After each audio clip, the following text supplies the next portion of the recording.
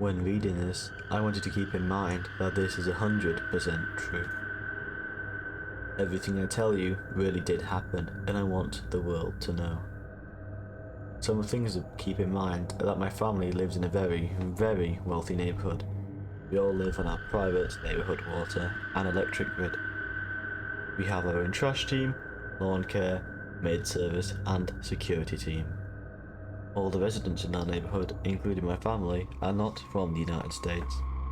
All of us are either Jewish or Catholic. With that being said, I will begin my story. It was late one night. Me and my sister were sitting in our swing sets outside our house by the woods. We were talking about a number of things and eventually got to our favourite topic of us and the few other children in the neighbourhood, the Mafia. It was rumoured that the couple who lived across the street from our family were somehow connected to a strange group of people. These people often gathered at a large house and acted as if they were the police, to pull over passing people and do God knows what to them. Keep in mind that my neighbourhood is in the country, so there are many strange large homes. However, his house was like no other. Had bars on the windows and had blacked out shades pulled down so no one could ever see into the house. Us kids would often spend afternoons gazing out the black gate of our neighbourhood down the street, hoping to see the infamous black trunk speeding down the road, preparing for a hunt. In winters, we would pile up the snow to get over the walls onto the back road to try and walk to the house and catch a glimpse of the Mafia. But we never got that far. The Christmas and midsummer balls were filled with children's stories of the horrible people who just lurked outside our neighbourhood walls. It was late fall, the night my sister and I really started to think about it. We were around 14 and 13 years old and have begged our parents to finally allow us to go to a public school near our house instead of a group homeschool in the neighbourhood. Our parents finally allowed it, and with that we caught a glimpse of what life was like for others. It led us to wonder why our neighbourhood was the secure place it was, and why we had everything in a private separate grid. We began to think about each house, high-tech security systems, and the license plate of the luxury cars that we all stated with RVX. Suddenly, we began to wonder about our neighbours and parents were all friends with the local state and government. Or how they were all foreign, and either Jewish or Catholic. This was all very strange to us. However, the weirdest thing of all was our parents and their friends' fortunes. The people in the neighbourhood owned many companies, however, did never do any sort of work at them. Our parents had several $1 million, however, many of our companies were not profitable. We began to wonder if somehow the entire neighbourhood was connected, and perhaps our neighbours across the street were not the only members. What if our parents, our friends' parents, were all somehow involved? Suddenly the mood shifted. My sister looked at me, her face stricken with fear, and she said to me with a quavering voice that still haunts my dreams, "Run as fast as you can." We flew across our yard, however a 40-second sprint felt like an eternity. We dashed into our home. My sister, with tears in her eyes, said, "Someone was in the woods." I could see their eyes staring at us. I could feel that they were dangerous. We stayed in our media room together for almost 2 hours until the feeling that we were being watched finally drifted away. Then we went to our rooms, mine on the western ring, hers on the upper west. It was only an hour before once again I felt the tingle of being watched. I knew the spy was outside my window. I knew they were watching, waiting. I prayed for sleep to come, and I finally did it. I still remember this night very well. It proves to be that somehow my family is involved with whoever those people are. Whoever my parents and neighbours are, they are far too powerful to challenge. Whoever was watching us was one of their spies, and I feel it in my bones. The police can do nothing, because it's likely that my neighbourhood has infiltrated both local and state governments.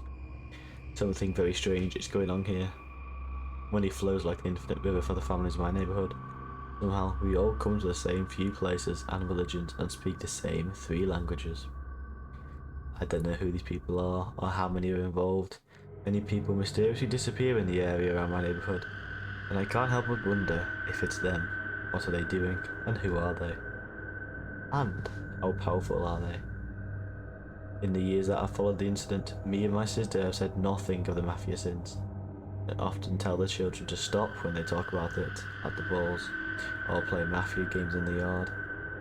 Whoever my parents and neighbours are, they are doing something very evil, and that I am much sure of.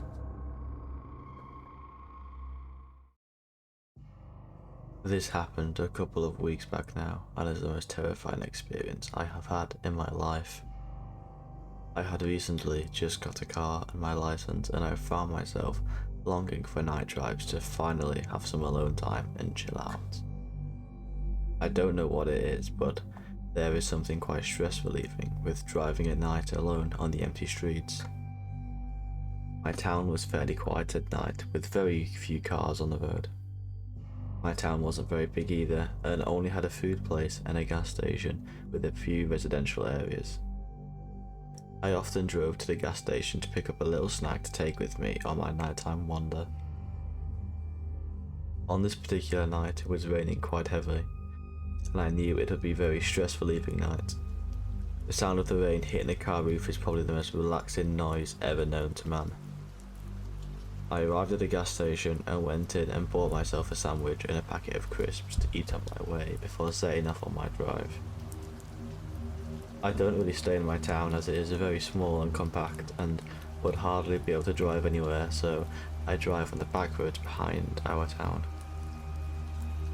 The place is surrounded by forests, so the back roads are very narrow, which ventured through a dark forest. I'm not gonna lie, when I first started driving it was very unsettling. However, as I have gotten used to it, it is very, very calm and tranquil driving through a forest like this.